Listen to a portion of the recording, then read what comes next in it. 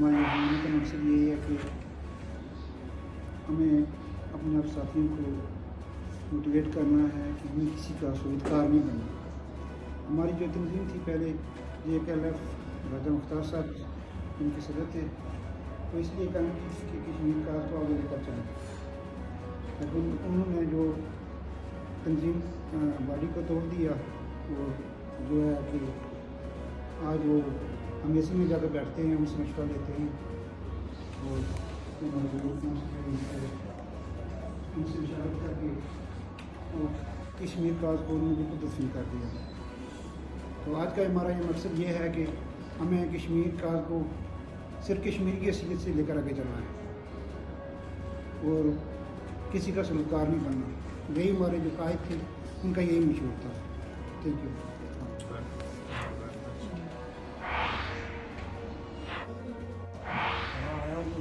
لوگوں سے کافی ساتھیوں سے اس طرح رابطہ نہیں ہو سکا.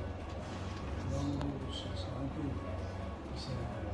جن کے بارے میں کچھ بولنا نہیں. میرے لیے یہ جگہ نہیں ہے، لیکن ہم لوگ 81 سے کشمیر کے مسئلے پہ رانا اسد صاحب کی قیادت میں ان سے مسلم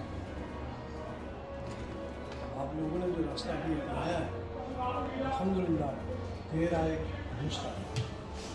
میں بھی انشاءاللہ آپ کے ساتھ قدم بقدم، پہلے بھی ہم اس جماعت کے ساتھ چلتے تھے، میں بھی انشاءاللہ ہر قسم کے تعاون کے لیے تیار ہیں. اور جو بھی ہمارے لیے حکم ہوگا، میں اپنا سا کارکن ہوتے ہوئے میں آپ کے ساتھ تعاون کرتا رہوں گا اور ساتھ رہوں گا.